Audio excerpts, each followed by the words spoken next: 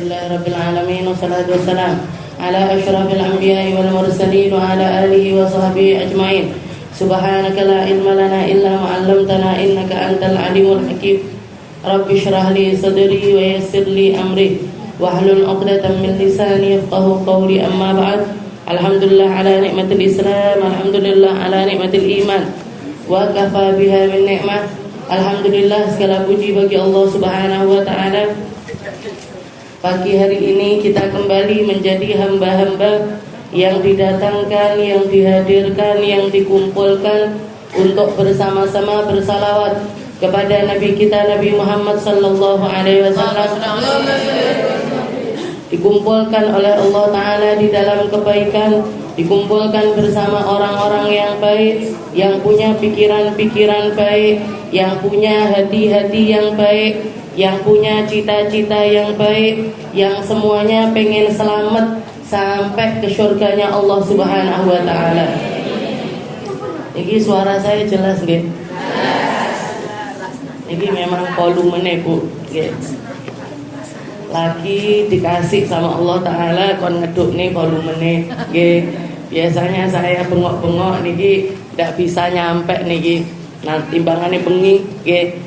Jadi alhamdulillah hari ini kita walaupun Kamis kini, hari Kamis ini adalah Kamis terakhir dari bulan Rabiul Awal, ditutup performance-nya, ditutup pembacaan maulidnya dengan diisi sama grup Hadroh An-Najah. Mugi-mugi walaupun maulidnya sudah habis, tapi pembacaan sirahnya Nabi Muhammad selalu menjadi rutinannya kita. Walaupun bulan maulidnya sudah habis, tapi semoga kecintaannya kita sama Nabi nambah, kangennya kita sama Nabi nambah, keinginannya kita untuk semakin dekat dan semakin dekat sama Nabi nambah. Amaliyah-amaliyah yang mendekatkan kita kepada Nabi juga nambah, sholawate nambah, sholate nambah, bacaan Qur'annya nambah, zikirnya juga nambah, sedekahnya nambah, kebaikannya juga nambah. Tambahi sama Allah Ta'ala sabarnya, ditambahi sama Allah Ta'ala senengnya, ditambahi sama Allah Ta'ala guyunya. Guyu napa mboten jenengan? Guyu karena apa Bu? Guyu karena melek guyu apa guyu karena Nabi Muhammad sukanya guyu? Napa jenengan guyu karena apa? Karena alasan pertama napa karena alasan yang kedua? Hah? Karena alasan yang kedua, karena Nabi Muhammad sukanya guyu. At-tabassum shadaqah. Bukan cuma sekedar Nabi Muhammad itu suka guyu, tapi bahkan Nabi Muhammad menempatkan at-tabassum, menempatkan senyuman itu ke level yang lebih tinggi lagi, yaitu bernilai sedekah. Orang kalau dilihat orang lain mencucu, mukanya masem, mukanya enggak enak, kusut koyok durung diseteliko, sing delok nggih males nggih. Tapi kalau orang dari mulai ketemu awal sudah ketawa dan lain sebagainya, maka orang yang melihatnya pun juga akan menjadi senang. Jadi masukkan kegembiraan ke dalam hati seorang hamba itu nilainya besar di sisi Allah Ta'ala dan di sisi Nabi kita Nabi Muhammad Sallallahu Alaihi Wasallam. Bahkan salah satu hal yang dikatakan sama Nabi, afdalul a'mal, amal yang terbaik, sururun adkhalahu fi qulubil mu'min, rasa gembira yang kamu masukkan ke dalam hati hamba mukmin yang lainnya. Nyenengin orang. Saya datang ke sana buat nyenengin orang. Saya hadir undangan nyenengin orang. Saya tumbas ini untuk nyenengin yang jualan. Saya jualan ini untuk nyenengin yang beli. Nyenengkan orang itu adalah amal terbaik, amal paling afdol, dan bisa dikatakan amal paling murah. Orang kadek duit, ndak perlu jenengan guyui, ndak bayar. Lek pipis saiki bayar. BAB nggih bayar. Nggih, sing garek nggak bayar mek garek ngentut karo guyu. Jadi ketawa itu murah, nyenengin orang dengan kata-kata itu murah. Maka dan Nabi kita Nabi Muhammad sallallahu alaihi wasallam bahkan dengan amal yang murah tersebut beliau senantiasa hiris, hiris niku menjaga untuk selalu melakukannya. Ngelihat ada sahabatnya sedih-sedih, dihibur, ditanya, diretakne sama Nabi, malaka mahmumal wajah, kenapa kamu kok sedih kuyu wajahmu wahai sahabat. Salah satu sahabat yang pernah ditemui sama Nabi Muhammad seperti itu adalah Sayyidina Jabir bin Abdullah. Sayyidina Jabir ketika ayahnya meninggal di peperangan, abahnya meninggal mati syahid di perang Uhud, ninggalkan istri, ninggalkan anak perempuan banyak, ninggalkan hutang bertumpuk-tumpuk. Jangan bayangkan, jadi entek bondone, entek segala-galanya masih diwarisi sama abahnya, bukan warisan harta tapi warisannya utang. Kira-kira lek jenengan sing entuk ngeten niki nggih sik iso guyu napa mboten? Bapak meninggal ora ninggalne warisan, malah ninggalne utang numpuk-numpuk. Mungkin tidak bisa ketawa kita. Begitu juga Sayyidina Jabir ketika keluar kuyu wajahnya, padahal beliau masih muda, umurnya belum sampai 20 tahun. Seorang pemuda jalan, katanya Nabi, ditanya sama Nabi, malah kayak Jabir, kenapa kamu wahai Jabir, kok mukamu ditekuk-tekuk itu kenapa? Maka Sayyidina Jabir mengatakan, ya Rasul, bapakku meninggal syahid, bapakku meninggal di perang Uhud, tapi ninggalkan beban yang begitu besar. Apa bebannya? Istrinya jadi tanggungan saya, adik-adik saya perempuan-perempuan kecil-kecil banyak sekali, sek ditambahi karo bapak utang-utang yang belum dilunasi. Maka dikatakan sama Nabi Muhammad, dikatakan, ya Jabir, Innallaha, wahai Jabir, ketahuilah sesungguhnya Allah subhanahu wa ta'ala ngajak ngobrol sama para syuhada Uhud, kulluhum min wara'i hijab, semuanya dari balik satir.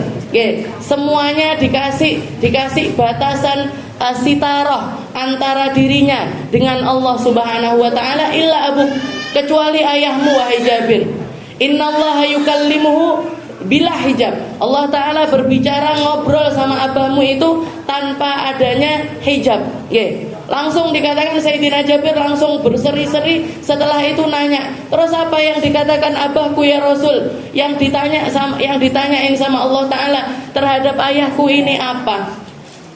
Maka Rasulullah mengatakan, abahmu diminta. Nah, Allah Ta'ala mengatakan, ya syuhada Uhud, wahai orang-orang yang mati syahid di perang Uhud, tamanna alayya, mintalah sesuatu kepadaku, ngengen no, kamu pengen apa? Tak kasih. Syurga sudah kamu dapatkan, kenikmatannya syurga sudah kamu dapatkan. Bali ziyadah, saya akan nambah, ada bonusnya untuk para syuhada. Apa kalian minta apa? Maka yang jawab adalah abahnya Sayyidina Jabir. Beliau mengatakan, Abdullah ini, abahnya Sayyidina Jabir mengatakan, ya Allah, kembalikan satu hal yang aku inginkan, kembalikan saya ke dunia kembali. Fa'uqatil fa'uqtal, saya ingin berperang kembali sehingga saya menjalani masa kematian untuk kedua kalinya. Setelah itu engkau bangkitkan kembali menjadi seorang yang mati syahid. Saking nikmatnya kematian syahid, sampai ndak kroso loro, melek 2 kali, 3 kali, 4 kali untuk melakoni hal tersebut. Maka Allah Ta'ala mengatakan, salah satu hal yang menjadi keputusanku wahai Abdullah, orang yang sudah mati ndak tak balik neneh. Orang yang sudah mati ndak akan aku kembalikan lagi ke dunia. Minta sesuatu yang lain. Maka beliau mengatakan, kalau gitu ya Allah, sampaikan perkara ini, sampaikan mukalamatuna, sampaikan percakapan kita ini agar diketahui rasanya oleh orang-orang setelah kami. Biar mereka juga pengen mati syahid, biar mereka juga pengen mati mulia, biar mereka juga pengen mendapatkan derajat yang tinggi di sisi Allah Subhanahu wa taala. Maka turun ayat kepada Nabi Muhammad yang mengatakan, wala taqulu liman yuqtal fi sabilillahi amwat bal ahya'un 'inda rabbihim yurzaqun. Jangan kamu katakan orang yang mati syahid itu mati, tapi mereka hidup di sisi Allah Subhanahu wa taala, bahkan terus mendapatkan rezeki dari Allah Subhanahu wa taala. Makanya berkali-kali orang yang mati di Uhud, orang yang syahid di perang Mu'tah, orang yang mati di perang Badar, ketika kuburan-kuburan mereka tersingkap, ada yang tersingkap karena terjadi banjir, ada yang tersingkap karena memang mau dipindahkan ke tempat yang lainnya. Banyak di antara mereka yang jasadnya ini masih utuh, kukunya memanjang, rambutnya memanjang, raut wajahnya seger, seakan-akan baru dikuburkan kemarin. Bahkan diceritakan salah satu kejadian yang terjadi di Mu'tah di daerah Libanon, ketika pemakaman Mu'tah itu dipindahkan, para syuhadanya mau dipindahkan ke makbarah, ke tempat yang disediakan untuk jadi kuburan. Salah satu di antara mereka ada yang ketika mati itu yang terluka di bagian dadanya, dia naruh tangannya, jadi mati itu sambil naruh tangannya itu di atas dada. Ketika ada satu orang mau mindahkan tangannya, arepe disedekap nih, mau disedekapkan seperti ini, tangannya ini dipindahkan, maka orang yang mindahkan ini tangannya ditampek, jadi tangannya ditampek seperti ini, dan darah dari luka yang ada di dadanya itu masih ngucur, padahal itu berlalu 600 tahun dari ketika mereka dikuburkan. Orang yang mati dan sahabatnya Nabi atau pasukannya Nabi yang mati di perang Mu'tah itu hanya berjumlah 13 orang. Yang seperti itu yo mek wong 13 iki mang. Selebihnya yang dari kaum kafir, orang-orang kafir, orang-orang non muslim yang mati pada saat itu ribuan, kabeh dadi debu, enggak ada sisanya. Tapi 13 orang ini semuanya jasadnya utuh, bahkan bisa dikenali.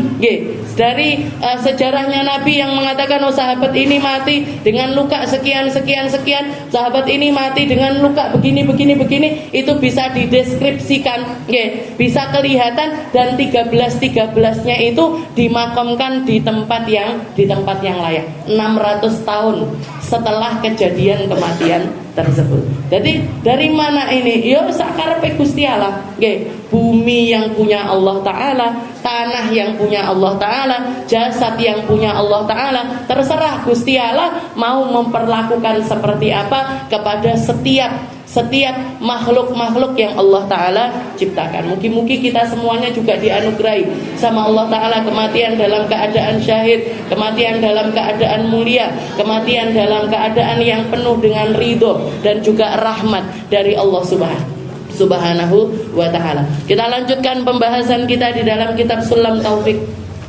Ila an qala al-muallif rahimahullahu ta'ala wa nafa'ana bi'ulumi fid dharaini amin.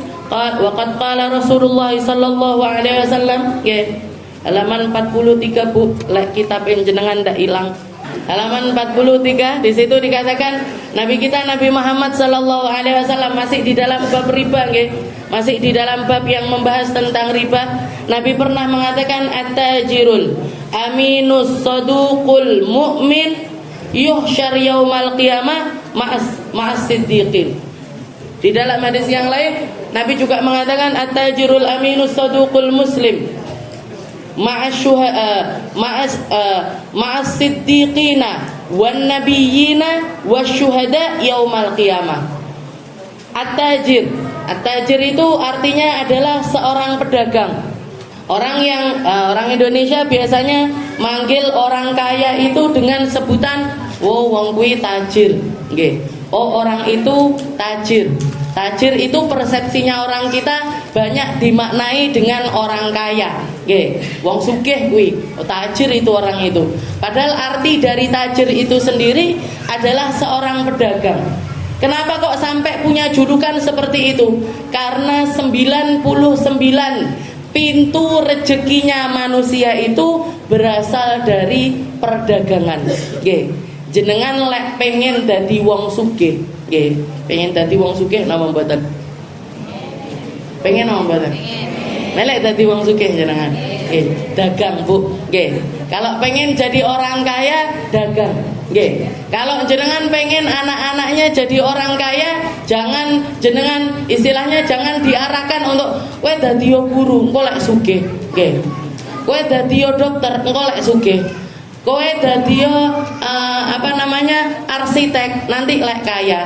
Kamu jadi ini, nanti lek kaya.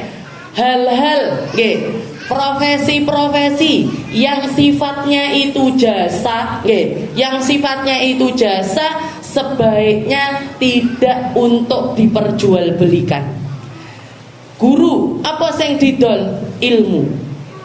Jangan sampai kita jadi orang-orang yang menjual ilmu kita untuk harta.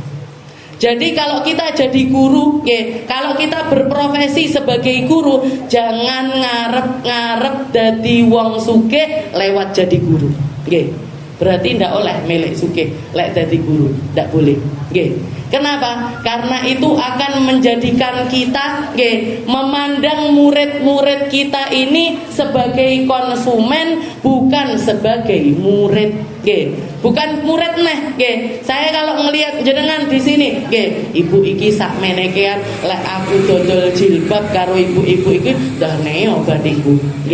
Walaupun itu di dalam hal yang lain. Atau kalau misalkan saya, Bu, yang hadir di majelis Darussalam, mulai dari depan pintu kudu ngleboni kumplong 100.000. Berarti apa? Saya mandang jenengan ini sebagai konsumen. Saya mandang jenengan sebagai konsumen. Orang kalau sudah ngajar, setelah itu yang diinginkan dari mereka ini adalah harta duniawi. Harta duniawi di sisi manusia mungkin kita akan mendapatkannya, tapi di sisi Allah Ta'ala kita tidak ada harganya. Kita tidak akan ada harganya di sisi Allah Subhanahu wa Ta'ala. Arab ikhlas tidak akan mungkin. Mau tulus tidak akan mungkin. Mau benar-benar bersungguh-sungguh ngajar untuk mempraktekkan, pokoknya kudu iso, nggak bisa. Kenapa? Karena semuanya dipandang dengan harta-harta ataupun juga dengan uang-uang. Dokter pun demikian. Kalau misalkan saya cuman mau ngobati pasien yang bisa bayar saya sekian, tapi untuk jadi relawan, untuk nolongin dengan ikhlas, untuk nolongin dengan benar-benar dan lain sebagainya, saya ndak mau. Sopo sing iso bayar yo tak tulungi, sing ndak iso bayar yo aku gak nulungi. Maka orang ini hanya kaya di sisi manusia, tapi di sisi Allah Ta'ala nggak ada harganya. Gak ada nilainya di sisi Allah Subhanahu wa Ta'ala. Gak ada nilainya sama sekali. Bahkan Nabi Muhammad mengatakan seburuk-buruknya manusia, seburuk-buruknya manusia adalah yang orang-orang nyari akhirat dari dirinya, sedangkan dia nyari dunia dari orang tersebut.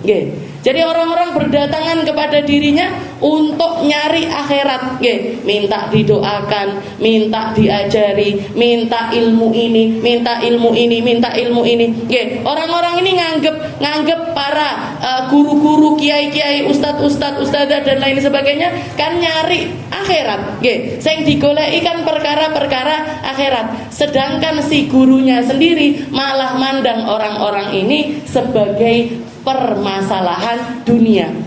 Aku lek tambah akeh jamaahku, yo tambah akeh sing ngamplopi. Aku lek tambah akeh jam terbang ngajarku, yo tambah akeh saldo rekeningku. Aku kalau misalkan tambah banyak, tambah semangat ngajarnya, tambah banyak orang yang akan menghormati saya. Ndak ada nilainya, bahkan dia akan dihinakan oleh Allah Ta'ala fid dunya qoblal akhirah. Di dunia akan dihinakan dulu sebelum nyampe di akhiratnya Allah Subhanahu wa Ta'ala taala, naudzubillahi min dzalik. Makanya guru saya Habib Umar itu setiap kali beliau datang ke Indonesia, pada khususnya kalau beliau dakwahnya ke Indonesia, Malaysia, Singapura, Brunei, tempat-tempat yang memang muhibbinnya sudah banyak, tempat-tempat yang memang beliau dihormati sebagaimana layaknya beliau dihormati, beliau itu selalu yang digaung-gaungkan, yang diingat-ingat di dalam hatinya itu, ya Allah, jangan sampai pahala saya ini adalah pahala yang saya saksikan di dunia, sedangkan di akhirat nanti saya tidak dapat apa-apa. Itu selalu beliau ucapkan. Habib Umar selalu mengatakan, saya dulu Nabi Muhammad ketika dakwah dilempari batu, saya datang dakwah disambut makanan yang enak, disambut penjagaan yang ketat, disambut dengan qasidah-qasidah yang bikin orang ini memuji-muji beliau dan lain sebagainya. Maka beliau mengatakan, ya Allah, jangan sampai ini pahala saya di dunia, saya cuma ngarep-ngarep pahala di akhirat. Kenapa kok Indonesia, Malaysia pada khususnya? Karena beliau kalau di Inggris, di Amerika, di tempat-tempat yang lainnya nggak sampai dihormati seperti itu. Bahkan masih sering dilecehkan, bahkan istilahnya dikatain ini, dikatain itu sama orang-orang sekitar tersebut. Jadi istilahnya ada tantangannya kalau di luar niku. Lek nang Indonesia kabeh wong sudah menghormati beliau seperti itu. Beliau ndak pengen itu menjadi pahalanya beliau semata-mata berdakwah tersebut.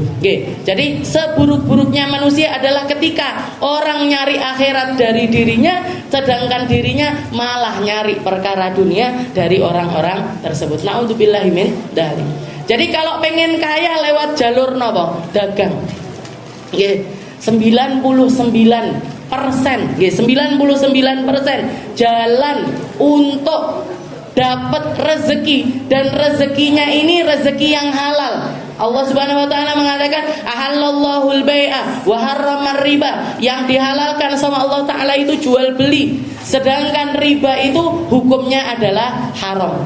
Yamhaqullahu riba wa yurbis sadaqat. Yang akan dihancurkan hartanya adalah orang-orang yang melakukan perkara-perkara riba, sedangkan orang yang sedekah akan dilipat gandakan hartanya oleh Allah Subhanahu wa taala. Berarti nopo? Riba ini adalah jalan yang mampet untuk nyari rezeki.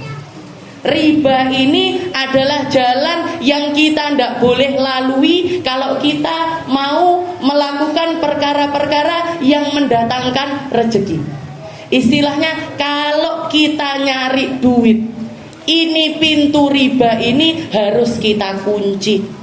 Pintu riba ini harus kita kunci sebelum kita masuk di dalam dunia perdagangan. Kenapa? Yang kena riba, yang mambu riba, yang kecatat di dalam riba, yang ada hubungannya dengan riba, Allah Ta'ala sudah mengatakan yamhaq, semuanya akan dibinasakan oleh Allah Subhanahu wa taala.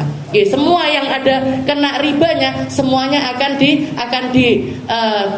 dihabiskan, akan dibangkrutkan oleh Allah taala. Tapi kalau kamu mau nambahi hartamu, lakukan dengan cara sedekah. Asuransi jiwa, asuransi jiwa versi langit niku sedekah.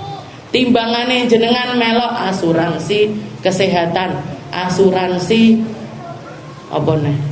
Pendidikan, asuransi masa tua, asuransi bahkan artis-artis niku enek sing irunge diasuransikne, enek sing bibirnya diasuransikan, ada yang tangannya diasuransikan. Dia bayar setiap bulannya untuk jaga kesehatan dari ini tadi.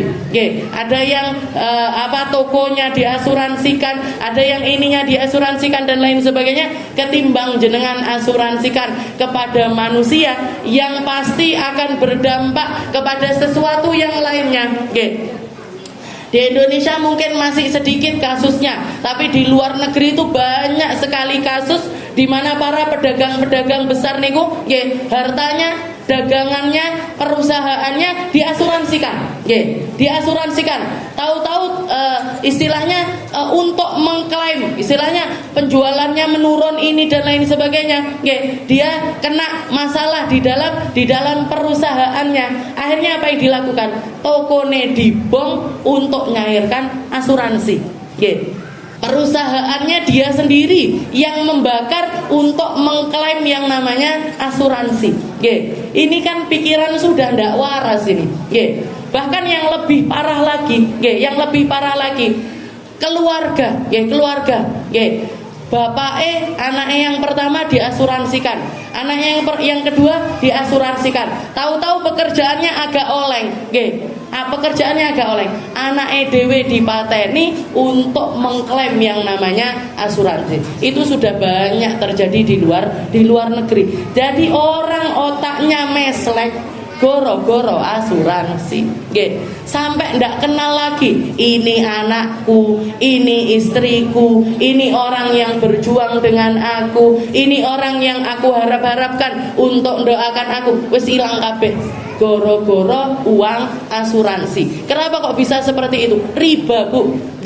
Riba dihilangkan, bukan cuman harta dohirnya yang dihilangkan sama Allah Ta'ala, harta batinnya pun dihancurkan oleh Allah Ta'ala. Gak ada lagi rasa kasih, gak ada lagi rasa rahmat, gak ada lagi rasa sayang, gak ada lagi rasa-rasa kemanusiaan. Itu hancur karena dia dihancurkan oleh yang namanya riba. Na'udzubillahi min dzalik. Jadi kalau jenengan mau asuransi, mau ikut asuransi, jenengan ikut asuransi versine Gusti Allah, nggih. Zakat jenengan tunaikan sebaik-baiknya, zakat harta, zakat fitrah, nggih. Setelah itu kalau bisa lebih lagi jenengan sedekah, nggih. Sedekah sama anak yatim, sedekah sama ke masjid, sedekah ke pondok pesantren, sedekah niku jalure Gusti Allah, nggih. Akan ditambah hartanya jenengan.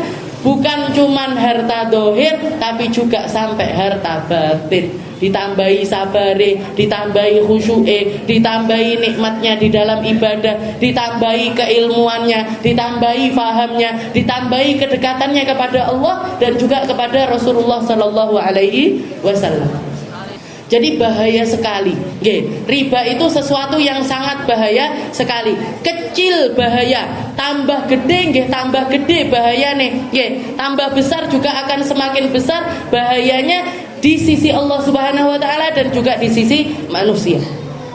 Makanya di sini Nabi Muhammad mengatakan at-tajirul aminus saduqul muslim yuhsyar yaumal qiyamah ma'as siddiqin. Orang pedagang, kita kalau mau dagang, jadi pedagang yang amanah, jadi pedagang yang jujur, jadi pedagang yang benar-benar tulus di dalam perdagangannya. Nanti dia di hari kiamat akan dibangkitkan bersama orang-orang yang mati syahid. Bersama orang-orang yang mati dalam keadaan syahid. Kenapa kok bisa seperti itu? Karena di dalam perdagangan ini, ketika kita menjalankan perdagangan, kita ngasih rezeki kepada orang-orang. Ini yang kena siklusnya ini banyak orang. Jadi ketika kita dagang, kita dapat untung. Istilahnya gini, saya kalau mau dagang gimana awalnya saya untuk berdagang kan kulaan dhisik. Ketika kita kulaan berarti kita ngasih jalan rezeki juga kepada tempat yang kita kulai. Tempat yang kita kulai mungkin juga kulaan sama produsennya, sama yang bikin barang tersebut. Berarti kita ngelakokne perekonomian untuk yang bikin barang tersebut. Gampangnya misalkan jenengan dodol kelambi misalkan, saya jualan baju misalkan, saya jualan baju eceran, saya kulaan sama agen, agen ini akhirnya jalan ekonominya.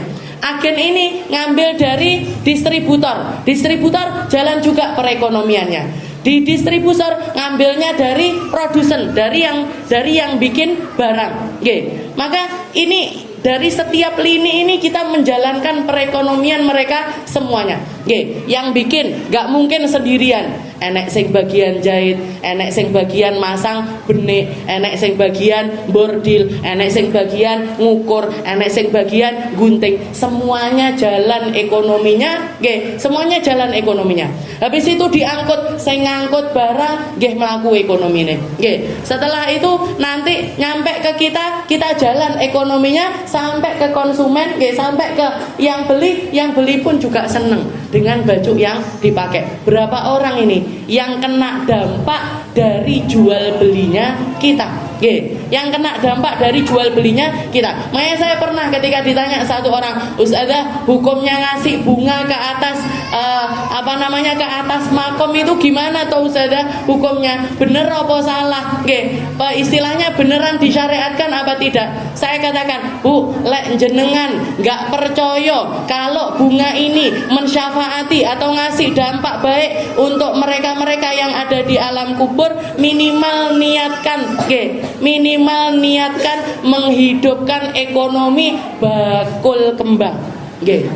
Bakule kembang ini loh Bu, jenengan hidupkan ekonominya lewat uang 10.000-nya kita, lewat uang 20.000-nya kita. Nggih, lek jenengan ndak percaya karo barang ngoten-ngoten niku, kalau nggak percaya kalau nabur bunga itu ngasih manfaat kepada yang ada di dalam kubur, wes niatno jalankan ekonomi mereka-mereka yang lagi jualan kembang, sing dodol entuk bathi, sing metik entuk bathi, sing nanem entuk bathi, sing ngerabuk entuk bathi. Orang-orang yang ada yang berkaitan dengan perdagangan bunga itu tadi juga akan dapat dampak ekonominya.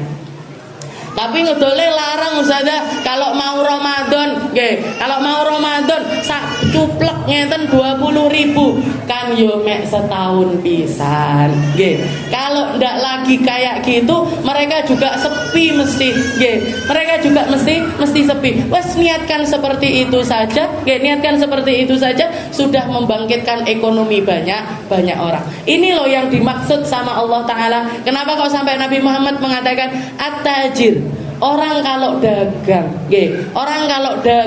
dia dapat manfaat, dan begitu banyak orang yang mendapatkan manfaat dari perdagangan tersebut. Yang mungkin nggak kepikir sama kita. Kita kan istilahnya yang kelihatan mata, yang kita anggap sebagai keuntungan, yang ada di depan mata kita, yang kita anggap sebagai rezekinya kita. Padahal rezeki yang tersimpan dari balik itu semuanya luar biasa banyak. At-tajir, al-amin, as-saduq. Tapi syaratnya nggih niku, dagang sing apik, sing jujur, sing bener, sing amanah, nggih. Lek ditagih ndang dibayar, nggih. Kalau ditagih sama agennya sudah jatuh tempo, ya ndang dibayar, nggih. Yang baik di dalam memasarkan, yang baik di dalam membeli, yang baik ketika ditagih. Di dalam hadis yang lain Rasulullah juga mengatakan, rahimallahu rajulan, Allah Ta'ala merahmati seseorang samhan idza ba', yang kalau jualan itu samhan niku napa to? Samhan itu gampang, nggih. Gampang, lek dodol gampang, lek tuku gampang, nggih. Lek ditagih yo gampang, nggih. Kalau mungkin hadisnya sampai situ, mungkin saya tambahi lagi, nggih. Lek ditagih sing gampang, lek nagih yo sing gampang, nggih. Nagih yang gampang, ditagih juga harus gampang. Jadi orang-orang muslim ini nggih identik dengan kegampangan, nggih. Gampang kabeh, dodol gampang. Piye carane dodol gampang? Ojo dodol larang-larang, dadi enggak dinyang angel-angel, nggih. Jadi jual yang wajar, nggih, jual yang wajar, seharga yang pasarane beras regane 15.000, ya jenengan dol 15.000. Ojo didorong 20.000, nggih. Akhirnya apa yang terjadi? Angel payune, nggih. Sulit lakunya kalau kita jual di atas rata-rata. Dodol kecap harganya berapa? 7.000. Ojo didol 10.000, nggih. Jangan dijual 10.000. Jadi jual yang gampang, beli yang gampang, nagih yang gampang, ditagih juga yang gampang. Itu ajarannya Nabi Muhammad sallallahu alaihi wasallam. At-tajirul aminu saduqul muslim yuhsyar yaumal qiyamah mahsyuhada. Bahkan di salah satu kisah Nabi Muhammad juga pernah mengisahkan, ketika di hari kiamat ada orang, ada seorang pedagang yang ditimbang amalnya, sama malaikat ini ditimbang amalnya, didelok, dilihat, tidak punya amal kebaikan apa-apa dia. Jadi orang ini bukan orang ahli maksiat, tidak pernah maksiat, jadi tidak duwe dosa, dosanya titik, dosanya dikit, tapi amal kebaikannya juga dikit. Dia nggak punya puasa banyak, nggak punya sholat banyak, nggak punya zikir banyak. Jadi semuanya serba minimalis. Jadi keburukannya dikit, kebaikannya juga dikit. Maka Allah Ta'ala nanya, Allah Ta'ala nanya, man huwa, siapa orang ini, siapa? Pedagang ya Allah. Orang ini adalah seorang pedagang. Dia amal api, ini tak ya Allah. Cuman sedikit amal kebaikannya. Dilihat dari sekian banyak amal kebaikannya itu, ada satu yang menarik perhatiannya Allah. Allah Ta'ala mengatakan, oh ini salah satu kebaikannya dia adalah orang yang samhan, gampang memaafkan. Jadi ada orang ngutang, ada orang ngutang, ngomong sih yang ngutang ini bilang, aku saya urung iso bayar, ya wis tak tambahi waktunya, temponya tak tambahi. Urung iso neh, ya wis tak tambahi neh. Urung iso neh, ya wis tak tambahi neh. Didelok-delok kok apa namanya tambah angel, wis tak bebas nih bisa naik, wis tak bebas nih bisa naik.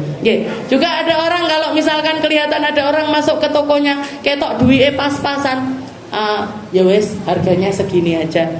Jadi ternyata dia orang yang suka menggampangkan jual beli dan juga menggampangkan utang piutang. Jadi haknya orang kepada dirinya itu banyak yang dimaafkan.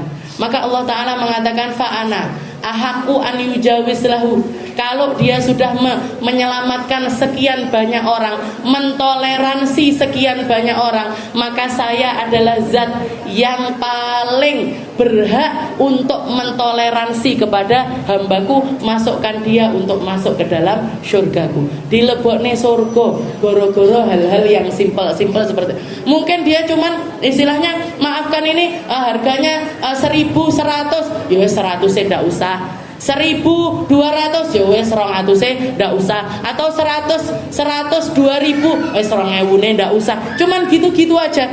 Dia sedekah. Jadi sedekah dengan cara seperti itu kan sing disedekahi ndak kerasa lagi disedekahi, gitu. Ketika kita beli harga baju harganya 102.000 sama pedagangnya, wes Bu tak colne 100.000, kan kita seneng. Padahal mek di diskon 2.000. Ngalah-ngalahi lek bojone jenengan ngasih uang 200.000, saya senengan di diskon 2.000 gimana? Karena ada kenikmatan tersendiri di dalam bonus, ada kenikmatan tersendiri di dalam diskon. Jadi wes seneng wisan bunga, karena ngasih kesenangan-kesenangan kecil-kecil seperti itu diangkat derajatnya oleh Allah Ta'ala, bahkan masuk ke dalam surganya Allah. Mugi-mugi kita semuanya dikasih sama Allah Ta'ala rezeki sing apik, rezeki sing halal, rezeki yang bersih, rezeki yang bawa kita menuju surga, rezeki yang bawa kita menuju kedekatan kepada Nabi Muhammad, rezeki yang akan membersihkan diri kita sehingga semua yang keluar dari kita juga bersih. Amal kita bersih, sholat kita bersih, sedekahnya kita bersih, puasanya kita bersih, sehingga semuanya layak untuk dipersembahkan kepada Allah Subhanahu wa Ta'ala. Ala hadhihi niyah wa ala niyatin salihah wa ila hadratin Nabi Muhammad sallallahu alaihi wasallam bisirril Fatihah.